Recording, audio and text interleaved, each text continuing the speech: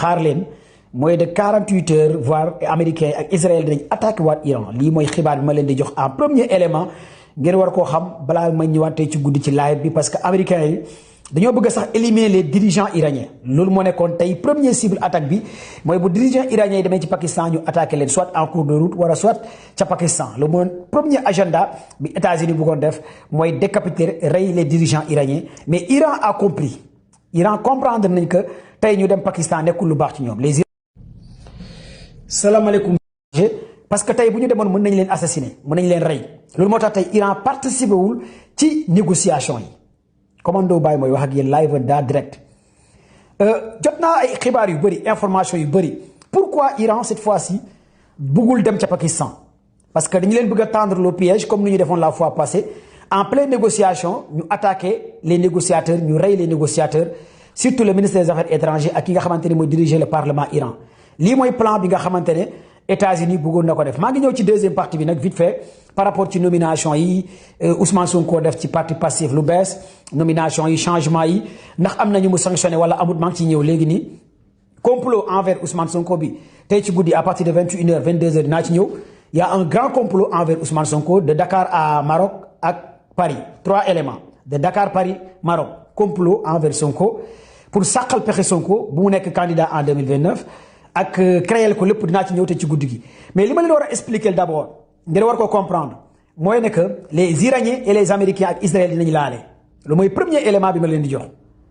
États-Unis dina laale ak Iran encore les Américains Israël dinañ bombarder Iran ils ont même ciblé plus de 25 cibles yoo xamante ne moom la ñu bëgg a bombarder cette fois-ci envers Iran 25 cibles États-Unis ak Israël moom la bëgg a attaquer Iran cette fois-ci kon d'ici mercredi tenez-vous prêts que États-Unis Israël dina attaquer Iran à travers mercredi d'ici mercredi Israël ak États-Unis dinañu attaquer waat Iran lii mooy premier xibaar bi ma leen di jox balaa may ñëw tey ci guddi gi ci live xam naa namoon ngeen ma lool mais tey à partir de 21h 22h dinaa leen defal benn live expliquer leen tous les faits wax leen lépp li nga xamante ne moo nar a am d'ici mercredi attaque bi États-Unis bëgg a def ak Israël mais cette fois-ci nag day nekk attaque boo xamante ne plus de 50 d'avions États-Unis bëgg na ko utiliser pour attaquer Iran la famille est-ce que vous êtes là avec moi est-ce que réellement vous êtes sur le live bii benn live bu ndaw laay def tapotez et partagez le live si vous êtes là avec moi j'aimerais vraiment que vous tapotez et que vous partagez maximum le live ma jox leen 20 minutes de live 20 minutes kese bref ma wax leen li nga xamante ne jamono ji moo nekk à l'heure est très grave l'heure est très grave l'heure est très grave parce que États-Unis dañoo bëggoon a éliminer tey ci Islamabad les négociateurs iraniens maanaam tey bu Iran envoyé woon ay négociateurs tey ce lundi ca Pakistan gars yi dañoo pare woon pour éliminer leen Iran a compris par ses canaux que négociations yi enragé wu leen que tey bu ñu envoyé ay négociateurs ci Islamabad soit en cours de route la ñu leen di éliminer wala soit ci biir Pakistan la ñu leen di éliminer muy premier élément bi ma leen di jox kon américains yi ak Israël pare woon nañ pour rey les négociateurs lii mooy premier agenda mooy bett leen parce que ils sont habitués à le faire les Américains ak Israël sont habitués à tuer les négociateurs iraniens quel que soit alpha gis ngeen fii li nga xamante ne defoon nañ ko ci négociateurs yi concernant lii di Hezbollah ils ont tué ces négociateurs gis ngeen li nga xamante ne négociateurs Iran yi ils ont tué ces négociateurs kon li nga xamante ne ñoom lu ñu soxla mais pas négociation parce que xam nañ ne duñu déggoo ak Iran mais léegi ñu décapiter négociateurs yi lii la États-Unis ak Israël soxla woon tey pour rey négociateurs u Iran yi kon ñoom loolu la ñu soxla woon mais nag échoué na parce que Iran demul ci négociation bi cette fois-ci Iran dafa boycotté li nga xamante ne négociation yi parce que les Iraniens ont eu des informations que Israël États-Unis pare woon nañ pour rey seen négociateurs yi lii mooy xibaar bi ma leen di njëkk a jox live da direct léegi nag lan moo nar a xew ci fan yi ñu jëm lan moo nar a xew ci heure yu ñu jëm lan moo nar a xew d'ici mercredi la cessez-le-feu bi nar a jeex mooy mercredi bii cessez-le-feu bi dina jeex sa mercredi aral ba lay war a jeex mercredi bi nag bu cessez-le-feu bi jeexee à partir de 0h Israël pare na pour njëkk a bombarder lii di Iran premier élément muy décapiter les dirigeants lii di Iran kon jàppale ne à partir de mercredi parce que accord du am fu mu ne nag gaa yaa ngi négocier ci ay messages Iran mu ngi négocier à travers Pakistan ci ay messages à travers États-Unis négociation yi par message la Iran mu ngi envoyé ay messages am li di Pakistan Pakistan mu ngi envoyé message li di Iran Pakistan aussi mu ngi envoyé message li di États-Unis kon négociation yi instant yi c'est interposé par des messages par des textes par des canaux ki nga xamante ne mooy canal bi nga xamante ne gars yi fa la ñuy envoyé seen message yëpp mooy Pakistan mooy centre bi mooy le dénominateur commun entre États-Unis ak lii di Iran mooy Pakistan mooy dénominateur commun bi mooy seen axe bi mooy le point focal bi gars yi war a négocier mooy Pakistan jamono ji Iran nag envoyé na point yi mu war a négocier Pakistan mais Iran pour l'instant présence corps duñ ko def américains yi dañoo bëggoon Iran def présence corps mooy les négociateurs Iran dem te négociateurs Iran yi bu ñu demee les services de renseignement iranien jot nañ xibaar information que ne au cours de route mënoon nañ daaneel seen avion yi maanaam mënoon nañ bombarder seen avion yi Israël mënoon na ko bombarder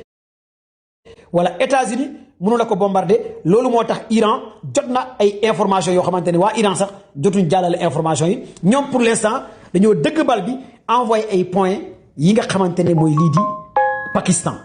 pour gars yi doon laajte récapitulation plus de bientôt 3 jours 4 jours jotuma def live 3 jours 4 jours jotuma def live te ñu bëree bëri ñu ngi doon demandé commando baay fu mbir mi xew fu mbir mi toll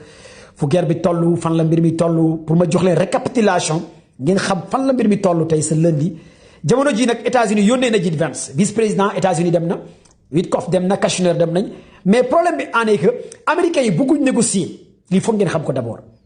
xam nga ñu bëree bëri ñu ngi jàpp ne Trump dafa bëgg a négocier mais attention pour l'instant Trump bëggul négocier Trump dafa bëgg a décapiter encore ay dirigeants iraniens maanaam dañoo bëgg a reyaat ay dirigeants iraniens lii ngeen war a comprendre comme ni ñuy reyee ayatollah comme ni ñuy reyee yeneen dirigeants yi yeneen Larijani yi comme ni ñuy reyee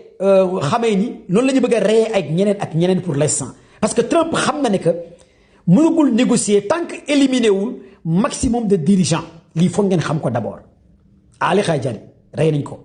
kon Khadafi ki nga xamante ne tey mooy diriger le parlement iranien tant que éliminé wuñ ko ak le ministre des affaires étrangères bu Iran tant que éliminé wuñ ko ak ki nga xamante ne le gardien Mujtaba Khamenei tant que éliminé wuñ ko Trump buggul négocier ñoom lu ñu soxla mooy éliminer le nouveau guide lii la américain Israël soxla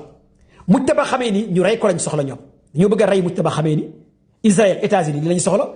rey Khadafi qui dirige le parlement rey le ministre des affaires étrangères doog a négocier nag envers Iran américains yi lii lañ soxla d'abord rey 3 éléments yi doog a négocier États-Unis ak Israël ñoom lii lañ soxla mooy rey ñett ñi mooy ki remplacer Ayatollah Khamenei doom ji la ñu bëgg a rey Mujtaba Khamenei parce que doom ji ba léegi nii xamuñ fan la nekk parce que chaque jour gis ngeen ne même la presse américaine Queen merci Queen Jarista gars yi du ngeen partager live yi ngeen joxe cadeau cœur yi fleurs yi parce que 4 jours 3 jours jot def ma live boobu léegi yéen a ngi gars yi def demande yi s'il vous plaît mënu ma leen jël mënu ma leen joxe leen ay cadeau ay cœur ay fleurs 3-4 jours defuma live dama leen di defar récapitulation wax leen ban jour lay guerre bi di tàmbali waat wax leen kañ lay gars yi nar a laale waat dama leen di jox xibaar wax leen lan la Israël États-Unis bëgg wax leen kañ la gars yi nar a bombarder Iran ñan la gars yi bëgg a rey ci Iran ban jour la gars yi bëgg a bombarder ak kañ la États-Unis Israël nar a bombarder waat Iran lii moo tax ma taal live bi pour ma wax leen ko ngeen enregistré ngeen xaar li ma leen di wax ngeen xam ne commando bàyyi caaxaanu géopolitique dañ koo lekk géostratégie dañ koo lekk pour ngeen comprendre que fu ñu jëm les heures qui viennent l'heure est très grave lii laa leen di wax leen lan moo tax Iran demul ci négociation yi li tax Iran demul ci négociation yi lii laa leen bëgg a expliquer lan moo tax Iran boycotté ci négociation yi Iran lan la xamuñ ko lan la Iran yëg les informations secrètes laa leen di wax information secrète daa am ñetti média américains yoo xamante ne dañuy jàppale États-Unis ak Israël Washington Post day jàppale américains yi New York Times day jàppale États-Unis ak li nga xamante ne aussi mooy les médias français lu mel ni LCI xam ngeen que Washington Post ak New York Times première négociation yi ñoom ñoo njëkkoon a taxaw génn wax ne les dirigeants iraniens yu demoon ca Islamabad Israël mu ngi waaj a bombarder hôtel bi pour rey leen ce sont les médias américains ñoo waxoon loolu New York Times ak Washington Post ñoom ñoo waxoon ne les dirigeants ak CNews les dirigeants iraniens ci Islamabad ca Pakistan ils ont reçu des informations que ne Israël ak États-Unis ñu ngi leen di waaj a éliminer question bi ngeen war a poser pourquoi ces médias américains wax loolu ñu bëri dañoo jàpp ne ñooñu dañu koy wax ngir génnee xibaar ñooñu waxuñ ko pour génnee information déedéet c'est pas une information mais c'est pour préparer l'opinion pour préparer leen xam nga daa am lu ñu information ak préparation l'opinion maanaam médias européens yi ci guerre bii nii dañoo participer pour waajal opinion bi pour préparer leen sont les médias pro-Israël pro-américains yi lii foog ngeen comprendre loolu d'abord c'est hyper important ce sont pas des informations New York Times joxewutoon information Washington Post joxewutoon information CNews joxewutoon information loolu du xibaar mais ce sont des informations yi ñu doon joxe pour préparer adduna bi pour wóol leen que ne bu ñu bombardé dirigeants yi ñun ñoo ko wax alors que ñooñu dañoo bokk ci ñuy jàppale Israël ak États-Unis ces médias anglais là et ces médias américains là sont des médias propagandistes yi jàppale États-Unis di jàppale Israël bu léegi nag bu bombardement yi amee après ngeen ne médias yi waxoon nañ ko bu bombardement yi amee dañu naan pourtant Washington Post waxoon na ko wala ngeen ne pourtant New York Times waxoon na ko wala CNews waxoon na ko parce que dañuy préparer opinion bu ñu préparer opinion ba pare après ñoom dañuy xool la réaction de l'opinion internationale et nationale la réaction de l'ONU la réaction de l'Union européenne mais la réaction des alliés lii mooy plan bi gars yi di def bu ñu waxee benn xibaar sànni ko dañuy xool nan lay àdduna bi di réagir bu nekkee réaction bi garaawul gars yi rey gars yi dañuy attaquer rey gars yi lii la gars yi soxla bu nekkee nag réaction bi dafa am doole gars yi dañuy reculer dañ naan attention kon waraguñu leen rey dañu bàyyi dañuy sonder opinion nationale bi internationale bi lii mooy rôle les médias pro États-Unis propagandistes yi jàppale États-Unis ci guerre bi di jàppale Israël ci guerre bi lii foog ngeen comprendre loolu muy premier élément de langage léegi cette fois-ci nag dañoo pare pour rey leen xam nga la fois passée dañoo joxoon xibaar ne dañoo pare pour rey les négociateurs en pleine négociation mais cette fois-ci nag dañoo préparer pour rey leen en plein cours de route pour ñu rey leen daaneel seen avion yi rey leen lii mooy plan bi Iran xam dañoo pare balaa gars yi di àgg Pakistan ñu rey leen en pleine négociation gars yi daaneel seen avion yi rey leen lii la États-Unis pare ak Israël lii mooy première image information bi Iran xam loolu moo tax Iran cette fois-ci demul ci négociation yi tout était bien calculé bien préparé bien ciblé moo tax Iran def lu mu def parce que les Iraniens détiennent beaucoup d'informations à travers des satellites militaires américains autant pour moi chinois et russes la Chine et la Russie fournissent des informations à les Iran Russie ak Chine da koy jox information à travers des satellites militaires à travers des services de renseignement mais à travers des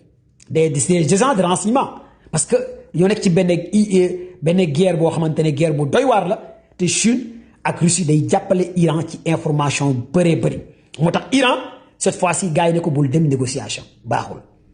Iran bu demoon négociation dañuy rey les dirigeants iraniens moo tax Iran bi pas demul parce que point yi gars yi bëgg a waxtaanee point yi américains yi teg ci table pour waxtaanee ko ak gars yi mais point yooyu Iran waxoon na ko keroog États-Unis am na lu mu d'accord am lu mu d'accord kon États-Unis lu mu soxla c'est pas ces points États-Unis bëggul waxtaanee points yi États-Unis lu mu soxla mooy reyaat ay dirigeants négociation dina am mais ci yeneen semaine yuy ñëw la yeneen semaine d'ici une semaine 2 semaines foofu la ñuy amee réelle négociation yi les vraies négociations pour l'instant américains yi pare wuñ pour dugg ci vraies négociations yi déedéet américains yi ba léegi dañoo bëgg a rey ay dirigeants iraniens ba pare nag préparer infiltration dugg biir Iran nag am na xibaar boobu Iran jot na information que ne États-Unis dañoo bëgg a rey yeneen dirigeants Iran ba pare dugg biir Iran jaxase ko ba pare doog a dugg négociation kon États-Unis pareegul pour négocier dama dégg ñu bëree bëri ñu ne États-Unis dafa bëgg a négocier américains yi dañoo sonn Israël dañoo sonn dañoo bëgg a négocier Iran dafa gagné Iran a déjà gagné mais attention Iran gagné bu Iran gagné taxul États-Unis bëgg a négocier de ñu bëri ñu ngi daanu ci erreur ay américains yi ak Israël ay xaj lañ ñu ay nit ñu baax les sionistes américains ak Israël du ñu ay nit ñu baax ay xaj lañ booy xaar booy dem ba yaakaar ne jàmm am na ñoom fa lañ lay reyee parce que du ñu bàyyi ils sont des sionistes du ñu mës a bàyyi Iran à la budda du ñu bàyyi Iran bu nga yaakaaree ba ñoom jàmm la ñu woote fa lañ lay reyee fi nga yaakaaree ne ñoom jàmm la ñu wootee foofu lay américains di éliminer ak Israël lii la Iran xam instant yi kon ñi jàpp ne États-Unis Iran jekku na ko Israël Iran jekku na ko c'est fini yéen a ngi nax seen bopp yéen a ngi nax seen bopp gars yi du ngeen tapote ngeen partagé parce que 10 minutes moo des message yi ñëw bëri moo tax ma def live bi commando dimbali ñu defal live commando foo ne commando nangam 4 jours yi defuma live moo tax ma defal leen live bu ndaw tey ci guddi gi nag 21h jox naa leen rendez-vous tey ci guddi gi à partir de 21h sama compte TikTok 22h 23h tey ci guddi à partir de 21h ce lundi 22h dinaa def live géopolitique defal leen récapitulation bu am doole.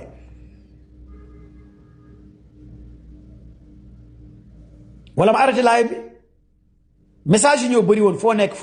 il fallait que je fasse un live pour ma expliquer leen un peu l'heure est très très grave l'heure est très grave hein? Très grave envers Iran ak États-Unis Iran a compris kon da ngeen di partager kon da ngeen di partager ngeen joxe cadeau kër yi fële kon jox leen ma ay cadeau bu ngeen bëggee ma toog ci live bi da ngeen may jox ay cadeau comme Queen Jarista ñu ngi koy joxe ah ak Sexy Mami ak kii joxe leen ay cadeau ay kër yi na gaaw joxe leen cadeau kër yi mu gaaw s'il vous plaît wala ma arrêté live bi partage leen ngeen joxe cadeau kër yi le king man maay le king commando baay wala ma arrêté live bi na gaaw cadeau kër yi fleur yi ngeen partagé vous êtes 1000 combien de personnes sur le live. D'abord wax naa leen lu tax Iran demoon wax naa leen ko nee na Iran tey bu demoon négociation dañ leen di rey les dirigeants iraniens tey bu ñu wàccoon Islamabad dañ leen di rey dañ leen di bombarder. Pakistan ñetti yoon laa wax Pakistan wóolu naa leen wóoluwuma leen les Pakistanais wóolu naa leen wóoluwuma leen laa moom dama leen koy wax Pakistan wóolu naa leen wóoluwuma leen Pakistan wóolu naa leen wóoluwuma leen parce que américains et Israël ils sont capables de tout ci côté Pakistan pour éliminer ay dirigeants iraniens dinaa leen expliquer lu tax ma wóoluwuma Pakistan bu ngeen xoolee les coopérations accords yi Pakistan signé Israël ak États-Unis dafa bëri les intérêts accords ci défense ci technologie ci commerce ci communication accords yi Pakistan signé États-Unis dafa bëri lool muy benn te man accords yi Pakistan signé ak Israël bëri na trop de 2000 jusqu'à 2026 bëri na l'an 2000 mais l'an 2026 bientôt 20 ans les accords yu Israël ak Pakistan signé bëri na accords yu Pakistan signé États-Unis bëri na ci côté communication ci côté technologie ci côté sécurité ci côté défense ci côté dafa bëri te on dit que les États n'ont pas d'amis ils ont que les intérêts mais les accords yi ak relation yi Pakistan am Iran aussi bëri na waaye Iran Pakistan bopp la gën a joxe dëggantaan Israël États-Unis que Iran même su nekkee Pakistan ak Iran sont des alliés ci ay coopération accord tey bu mbir mi naree ñaaw dëggantaan Pakistan am na arme nucléaire Israël am na arme nucléaire États-Unis am na arme nucléaire te les pays qui ont des armes nucléaires en général seen xarit mooy réew mu am arme nucléaire kon nag Pakistan à tout moment mën nañ jouer le jeu jékki-jékki seetaan Israël bombardé les dirigeants iraniens ñu rey leen ñu ne xamuñ ko woon wala suñu yoon nekku ci wala comprendre ñu woon nu mu fa demee wala négligence la woon wala après ñu mettre sanction Israël et cetera Israël mën naa bombardé ci biir Islamabad rey fa ay dirigeants Pakistan nar a riposter gars yi négocier jàll waxtaan ne noo nangam sangam fekkee rey nañ gars yi te dara du am laa moom ci wax naa leen ko kon donc lu ne mën naa xew moo tax Iran a compris moo tax Iran buy dem ay avions de chasse avions de renseignement des avions de sécurité même Pakistan bu ñu jëlee ay avions de sécurité pour jàppale Iran amul confiance en 100% envers les Pakistanais même les Iraniens amuñ confiance 100% envers les Pakistanais parce que Pakistan ñoom dañuy wax ne ñoom ñooy jël toute la sécurité Iran mais Iran day ne d'accord garaawul ñun mën nañ gérer suñu propre sécurité parce que la fois passée Russie jot na envoyé Iran des avions de renseignement buy Iran di dem Chine jot na ko jàppale ci escorte bi pourquoi Iran di permettre Russie ak Chine di ko jàppale ci bu muy dem Pakistan alors que Pakistan bëggoon na assurer toute la sécurité Iran ne ko déedéet garaawul bàyyil ñu indi suñu renfort bàyyi ñu indi renfort Chine Iran indiwaale Chine indiwaale Russie mais parce que Iran day dawal 6e sens am Iran day utiliser 6e sens am envers Pakistan parce que Iran amul confiance à 100% envers Pakistan muy premier élément bi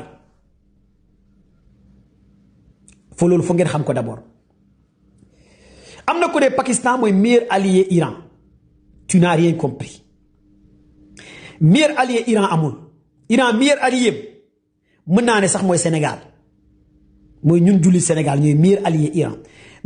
Iran mooy Hezbollah bu nekk Liban meilleur allié Iran mooy Houthi nekk ca Yémen meilleur allié Iran mooy Hamas mooy Jihad islamique ñooñu ñooy meilleur allié Iran à part loolu jeex na ñooñu ñoo bëgg Iran gëm Iran les musulmans au Sénégal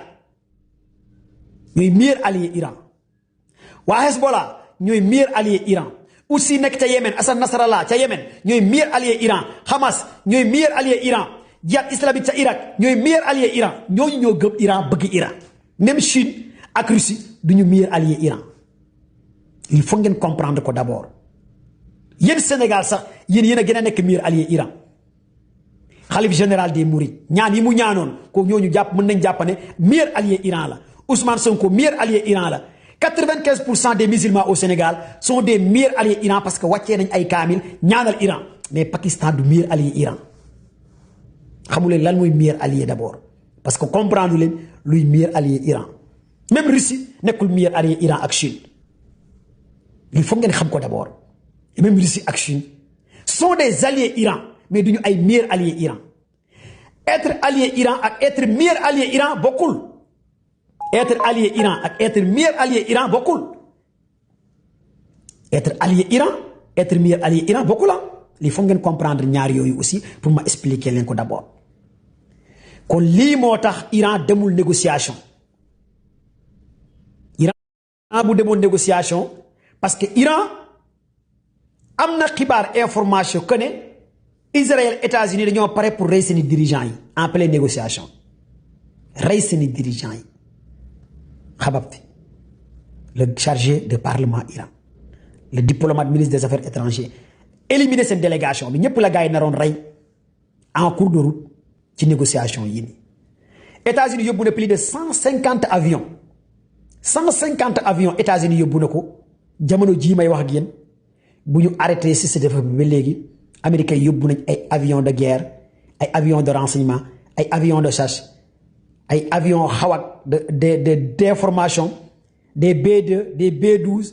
des B52 furtifs du gros bombe GBI tous ces éléments États-Unis yóbbu na ko ci Moyen-Orient plus de 150 avions ba léegi États-Unis yóbbu na ko ci Moyen-Orient bu ñu defee si sa defa bi pourquoi États-Unis yóbbu avions yi ñu def si sa defa jàmm na am diggante Iran États-Unis ne waaw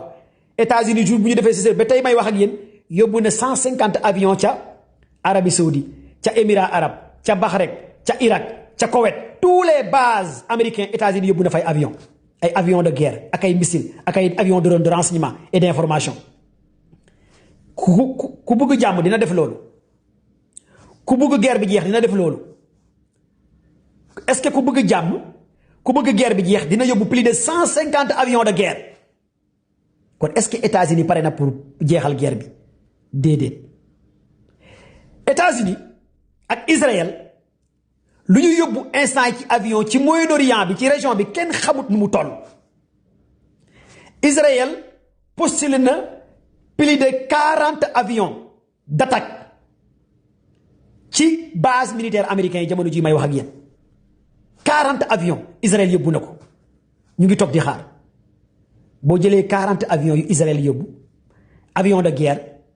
avion de bombardement Israël yóbbu na ko fi nga xamante ne si base militaire américain yi nekk dans la région Moyen-Orient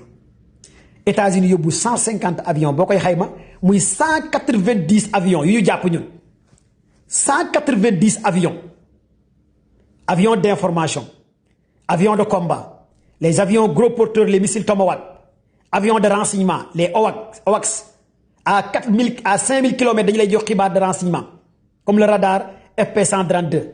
les avions F-35, F-18, les avions de guerre. Mais ku yóbbu avion yooyu est-ce que kooku bëgg na guerre bi jeex déedéet. C'est ce défi bi États-Unis dafa profiter pour defaru pour mun a bombarder waat Iran pour mun a defaat beneen opération envers Iran. Et c'est ce défi bi américains yi dañ koo def pour préparer bombarder waat Iran. laay bi du yàgg 10 minutes moo des 15 minutes parce que depuis démb ba tey yéen a ngi ne commando bay foo nekk namm nañ la tey ci guddi dinaa live 21h. tey ci guddi dinaa live à partir de 21h 22h ba 23h ngeen xaar ma incha allahu rabbi tey ci guddi géopolitique 21h Sénégal 22h Sénégal dinaa live dinaa wax sax ci complot bu gars yi di préparer envers Ousmane.